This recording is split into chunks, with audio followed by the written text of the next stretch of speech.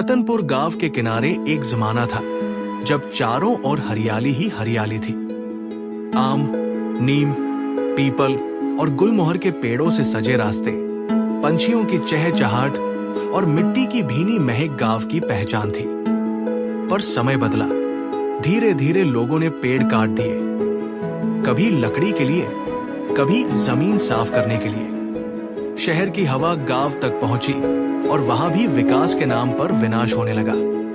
अब उस हरियाली की जगह सिर्फ बंजर जमीन थी, धूल के गुबार और तेज धूप में झुलसती धरती। गांव के बच्चे भी अब मोबाइल में खो गए थे, लेकिन इन्हीं में से एक बच्चा था, अर्जुन, 10 साल का, चुपचाप पर समझदार। वो अक्सर अपने दादाजी की कहानियों में खो जाता था, जिसमें वे बताते थे कि कैसे उन्होंने अपने हाथों से पेड़ लगाए थे और गांव को हरियाली दी थी। एक दिन अर्जुन अपने स्कूल से लौटते हुए बंजर जमीन के किनारे बैठ गया। वहां कभी उसकी माँ उसे झूला झुलाया करती थी, अब वहां सिर्फ सूखी मिट्टी और टूटी हुई लकड़ियां थी।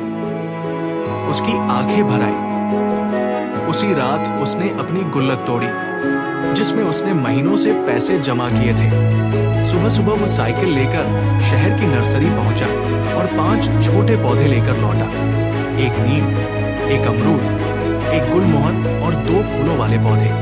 जब वो उन्हें लगाने लगा तो लोगों ने हंसते हुए कहा, अरे बेटा, 5 पौधों से क्या फर्क पड़ेगा? लेकिन अर्जुन ने कुछ नहीं कहा। उसने उन पौधों को प्यार से लगाया, रोज पानी दिया, बात की और उनके साथ वक्त बिताया।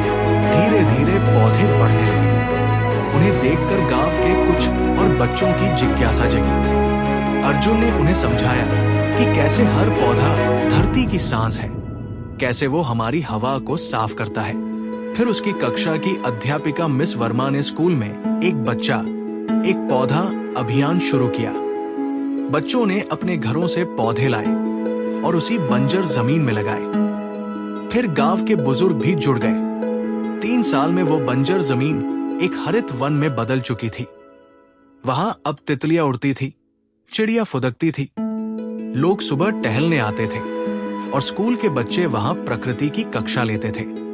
गांव के सरपंच ने वहां एक बोर्ड लगवाया, अर्जुन वन, जहां एक छोटे बच्चे ने उम्मीद बोई और हरियाली उगाई। अर्जुन अब 13 साल का था, पर लोगों के लिए वो पर्यावरण का नेता बन चुका था। कई गांवों में उसके काम की चर्चा होने लगी। एक छोटा सा बीज जब प्रेम और लगन से बोया जाए तो वो जंगल बन सकता है। हम सभी अर्जुन बन सकते हैं। पेड़ लगाना सिर्फ एक काम नहीं, ये आने वाली पीढ़ियों के लिए सांस छोड़ने जैसा है। इस विश्व पर्यावरण दिवस पर हम सब संकल्प लें, कम से कम एक पेड़ जरूर लगाएं और उसे अपने बच्चे की तरह पालें, क्योंकि धरती माँ है और माँ को बचाना हमारा धर्म है। आइए हम साथ मिलकर संकल्प लें कि प्रकृति की रक्षा करें और पर्यावरण को सुरक्षित रखेंगे।